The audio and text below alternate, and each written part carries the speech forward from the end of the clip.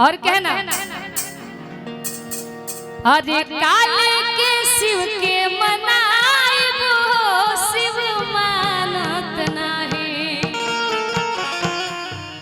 अरे काले के शिव के मनाइबो शिव मानत नाही। अरे काले के शिव के मनाइबो शिव मानत नाही। काले के शिव के मनाएगा बा तो दोनों हाथ सबको उठा ली। क्या बात क्या हो अरे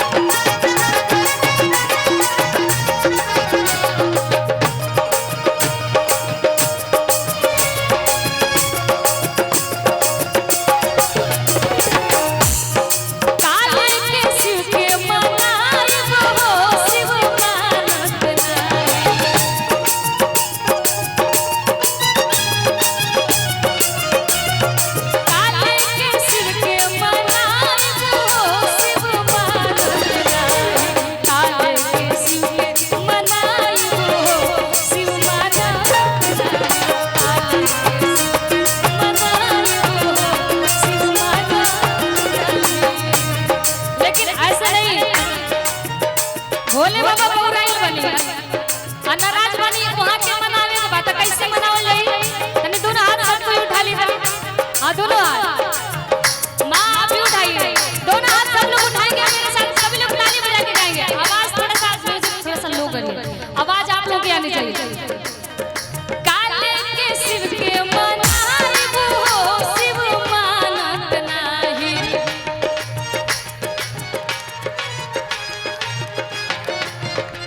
भैया भैया एक मिनट आवाज एकदम पूरा थोड़ा सा वॉल्यूम बढ़ा लीजिए। आप दोनों हाथ से ऊपर कर लीजिए और ताली बजा के मेरे साथ गाइए।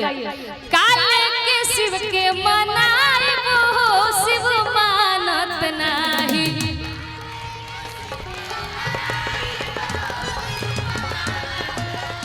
आइए दोनों हाथ उठा के और ताली के साथ झूम के अरे काले के शिव के मनाइबो शिव मानत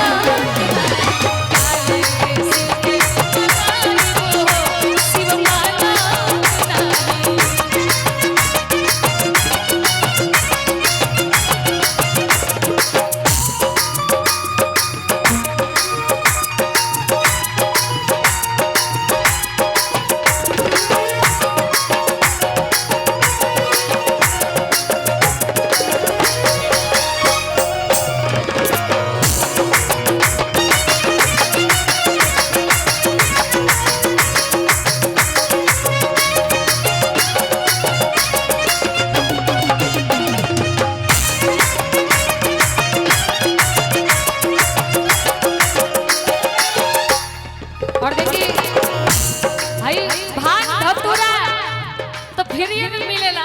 लेकिन तब जब सावन आवेला तब बेचाए लगेला। तब भैया के तरफ से आशीर्वाद मिलल बा। भांग धतूरा किन के एकदम भोले बाबा के चढ़ायल बा और भोले बाबा से ये अर्जी लगाए बा कि भैया ऐसे कमात रही और ऐसे उड़ावत रही। हां एक ओर से लक्ष्मी आवे एक ओर से कलाकारन के आशीर्वाद मिलत रहो। बहुत बहुत धन्यवाद बा। और ई कहे के बका कोठा अटारी शिव के मनहु ना भावे। कोठा अटारी शिव के मनहु ना भावे।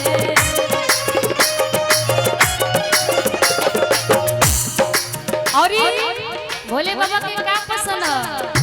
अरे टही मारैया कहां पाइबो शिव मानत नाही।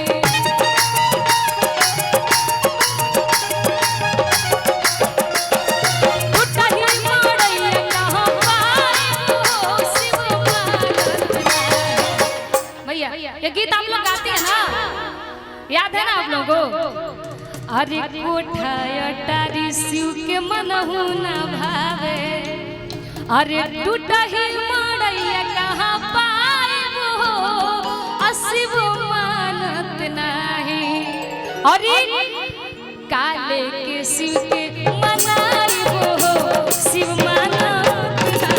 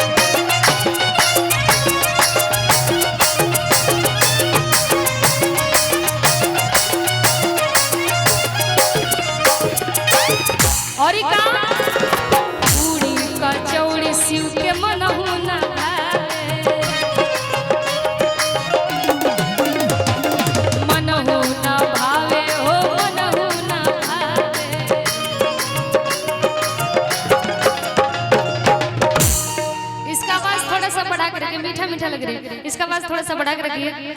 अरे पूड़ी कचौड़ी शिव के मनहु न भावे, अरे मनहु न भावे हो मनहु न भावे। हथवा उठाइए, आप लोग थक जा रही है। ऐसे बोले बाबा प्रसन्न ना हुई है। हाँ, दोनों हाथ ऐसे सबको उठा ली। अब शिव चर्चा गीत भी हुई। बोलिए भोलेनाथ महाराज की। अरे पूड़ी कचौड़ी शिव के मनहु न भावे,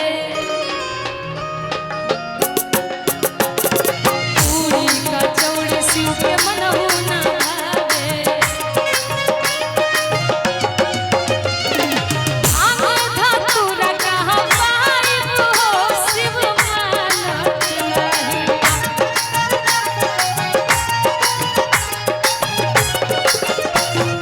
भांगो धतूरा कहाँ पाइब हो शिव मानत नहीं। काले के शिव के मनाइब हो शिव मानत नहीं। काले के शिव के मनाइब हो शिव मानत नहीं।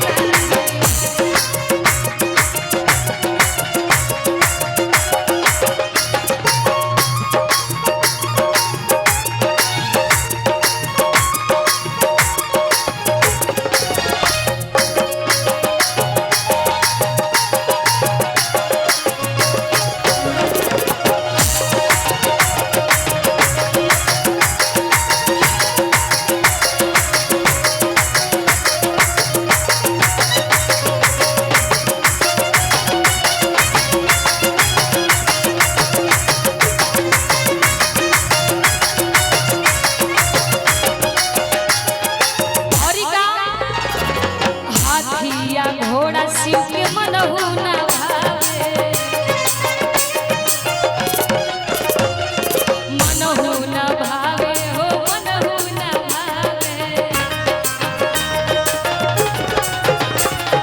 हाथिया घोड़ा शिव के मनहु न भावे, मनहु न भावे हो मनहु न भावे। ओकरा बाद भक्त दोहर लगा। अरे नंदी पायल कहाँ पाइब हो शिव मानत नहीं।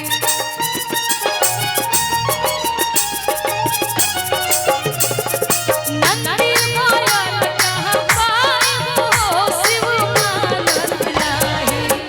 आइए दोनों हाथ उठा के और ताली के साथ झूम के, दादी दोनों हाथों को ऊपर उठा लिया और ताली के साथ झूम के कहिए। अरे काले के शिव के मनाइब हो शिव मानत नहीं।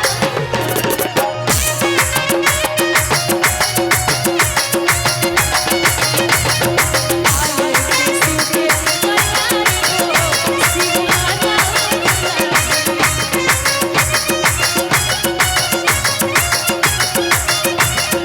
काले के शिव के मनाइब हो शिव मानत नहीं।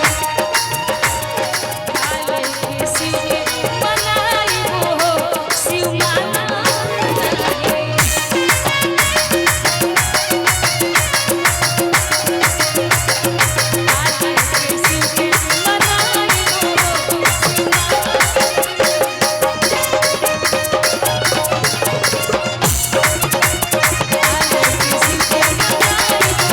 शिव मानत नहीं। काले के शिव के मनाइब हो शिव